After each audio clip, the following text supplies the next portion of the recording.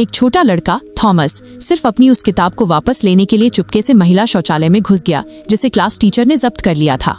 लेकिन वहाँ उसे अचानक पता चला कि उसकी क्लास टीचर शायद एक सामान्य इंसान नहीं है। यह देखकर थॉमस की सिट्टी पिट्टी गुम हो गई और वो बिजली की रफ्तार से भागकर अपनी क्लास में वापस आ गया और ऐसा नाटक करने लगा जैसे उसने कुछ देखा ही ना हो। शौचालय से बाहर आने के बाद टीचर को कुछ गड़बड़ होने का एहसास हुआ, लेकिन उसने थॉमस से ये नहीं पूछा कि क्या वो महिला शौचालय गया था। इसके बजाय उसने अपने बैग से ढेर सारी चॉकलेट निकाली और क्लास के हर बच्चे को बांट दी। थॉमस ने देखा कि जैसे ही उसके सहपाठियों ने बिना किसी शक के चॉकलेट खाई, वे अचानक सुस्त और सुन्न पड़ गए।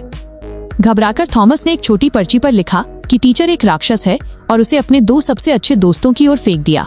तभी टीचर ने पर्ची फेंकने की आवाज सुन ली और सीधे थॉमस के पीछे आकर खड़ी हो गई। उस वक्त थॉमस को एहसास हुआ कि टीचर वाकई में इंसान नहीं है। अपनी राक्षसों वाली किताब में पढ़े गए विवरणों के आधार पर उसने अनुमान लगाया कि टीचर शायद एक पौराणिक टेस्ट ट्यूब मॉन्स्टर या भ्रामक राक्षस है जो स्वादिष्ट खाने के जरिए बच्चों को अपने नियंत्रण में कर लेता है। खुद को काबू होने से बचाने के लिए उसके दोनों दोस्तों ने तुरंत चॉकलेट कचरे के डिब्बे में फेंक दी। शुरू में थॉमस को इस बात की गंभीरता का अंदाजा नहीं था, लेकिन अगले दिन स्कूल आने पर उसने देखा कि जिन बच्चों ने चॉकलेट खाई थी वे सब अजीब व्यवहार कर रहे थे, मानो उनके शरीर की पूरी ऊर्जा निचोड़ ली गई हो। जब थॉमस ये सब देखकर हैरान था, तभी टीचर फिर से उसके पीछे आई और उसे भी एक चॉकलेट देने लगी।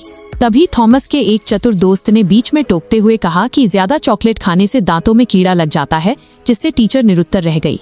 तभी थॉमस ने ध्यान दिया कि क्लास शुरू हुए काफी समय बीत चुका था, फिर भी छुट्टी की घंटी नहीं बजी थी। कुछ गड़बड़ महसूस होने पर वो अपने दोस्तों के साथ क्लास से बाहर भाग निकला, जिससे टीचर आग बबूला हो गई।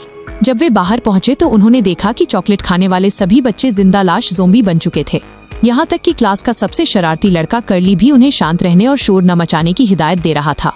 टीचर की असलियत जानने के लिए तीनों चुपके से प्रिंसिपल के ऑफिस में घुसे ताकि कोई सबूत मिल सके। आखिरकार उन्हें टीचर के घर का पता मिल गया। रात के सन्नाटे में तीनों टीचर के घर की ओर निकल पड़े।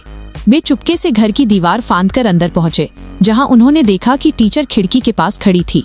कुछ आहट पाकर टीचर बाहर की ओर गई, जबकि बच्चे पीछे के दरवाजे से घर के अंदर घुस गए। अंदर का नजारा भयावह था। बाहर से साफ दिखने वाला घर अंदर से बेहद बदबूदार था और चूल्हे पर कुछ अजीब सी चीज पक रही थी।